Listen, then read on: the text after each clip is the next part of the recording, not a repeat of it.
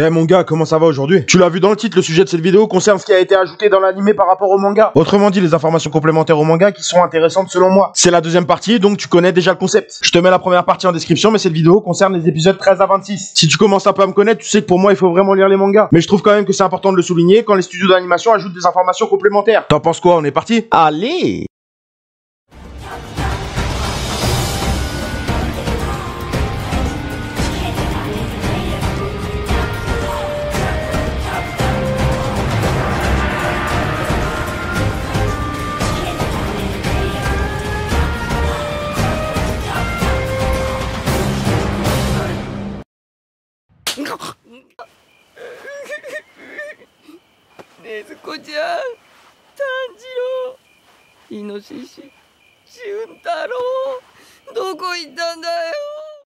Dans le manga, à partir du moment où Tanjiro et Inosuke entrent dans la forêt du mont Natagumo, jusqu'au moment où Zenitsu tombe sur le frère de Rui, on ne le voit quasiment pas. Dans l'animé, ils ont pris la liberté de rajouter plusieurs scènes dans lesquelles Zenitsu cherche notamment Nezuko. Mais une scène m'intéresse plus que les autres, et c'est celle où on voit Shuinertsu échanger avec Shuntaro, qui est, je le rappelle, son moineau. Et je trouve cette scène intéressante car elle développe leur relation. Shuntaro le guide et l'encourage, et ça justifie le fait qu'il lui sauve les fesses un peu plus tard. Si tu vois pas de quoi je parle, va en description pour trouver la vidéo sur Purnish2.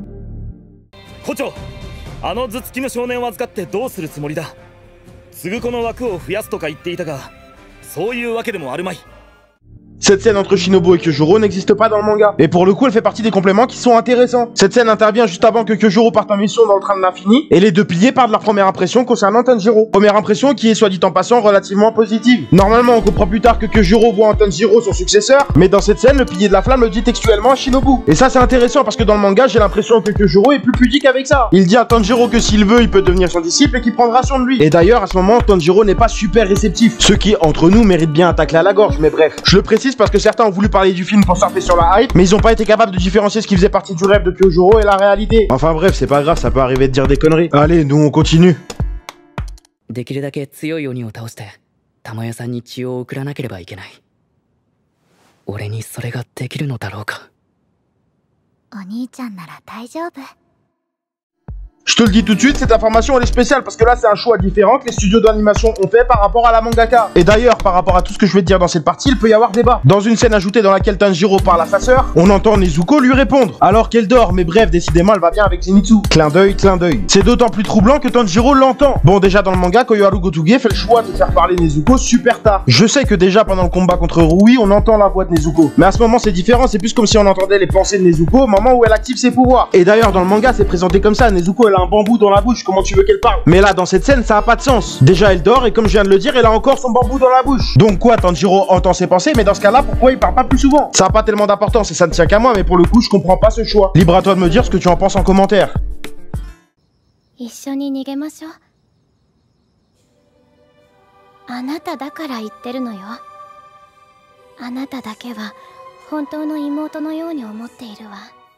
Maintenant, parlons un peu de la sœur de Rui, et plus précisément de son flashback, qui est vraiment très court dans le manga. Pour le coup, dans l'anime, ils l'ont développé, et c'est intéressant, parce que ça ajoute de la profondeur aux antagonistes de l'arc. On en apprend plus sur la famille créée par Rui, sur son fonctionnement et sur la cruauté qu'ils peuvent avoir les uns vis-à-vis des autres. On différencie par exemple la mère, qui elle est plutôt une victime de Rui, de la sœur, qui elle est clairement une Pookie, et qui n'a pas hésité à sacrifier quelqu'un qui lui faisait confiance pour bien se faire voir auprès du chef de cette pseudo-famille. Et en plus, elle se croit plus intelligente que les autres, celle-là, là. Et encore en plus, elle essayait de faire croire à Shinobu que c'était une victime, elle a clairement mérité son sort. Je me répète, mais en tout cas, ça c'est un complément intéressant qui ajoute une plus-value. On passe à la suite. 礼なら仕事で返せばいい。俺たち鬼殺隊の使命は鬼を撃つ。以上だ。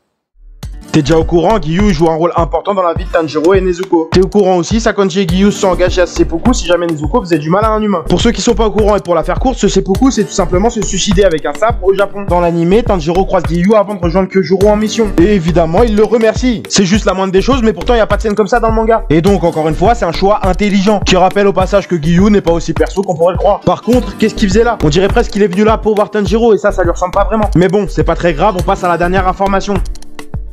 無限列車の任務には炭治郎たちに行ってもらうことにしたよ。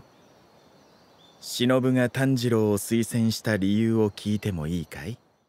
Encore une fois, là c'est spécial. Le studio d'animation a cette fois ajouté une information qu'on n'a pas dans le manga. Et selon moi, c'est en plus une information forte. C'est Shinobu qui recommande à Oyakata-sama d'envoyer Tanjiro en renfort de Kyojuro. Elle le fait parce qu'à la fois en Tanjiro, elle précise qu'il a progressé bien plus qu'elle ne l'espérait. Elle met en avant sa détermination et son abnégation. Kagaya, lui, est réceptif et intrigué lorsqu'il entend parler du souffle du soleil. Même s'il me paraît y avoir quelques soucis de temporalité, cette scène est intéressante. Je parle de temporalité parce que Kyojuro a l'air d'être parti plusieurs jours voire semaines à l'avance. Donc soit elle a le même sens de l'orientation que Roronoa Zoro, ou soit les 4 Kit Kat se sont téléportés pour arriver en même temps que lui, mais dans tous les cas c'est chelou. En tout cas pour le fait que ce soit Shinobu qui ait convaincu Kagaya, pourquoi pas. Dis-moi ce que toi tu en penses. Tu l'as compris, la plupart du temps les informations ajoutées sont intéressantes, mais il peut arriver qu'elles soient moins pertinentes. En tout cas selon moi c'est mieux qu'ils ajoutent des informations qui peuvent être complémentaires au manga, plutôt qu'ils retirent des choses qui sont importantes. En attendant, cette vidéo arrive à son terme, j'espère qu'elle t'a plu et je te remercie de l'avoir regardé. C'était le pilier du renard, à la prochaine. 品津川が新入りごときの頭突きを食らうとはな。あれは実にいい頭突きだった。ああ、ド派手な音がしたぜ。さぞ痛むだろう、南無阿弥陀仏。でもあの子柱に張り合うなんて勇敢なのね。好き放題言いやがって富岡の邪魔がなきゃ買わせたに決まってんだろ。言い訳がましいな。皆さんお変わりないようで。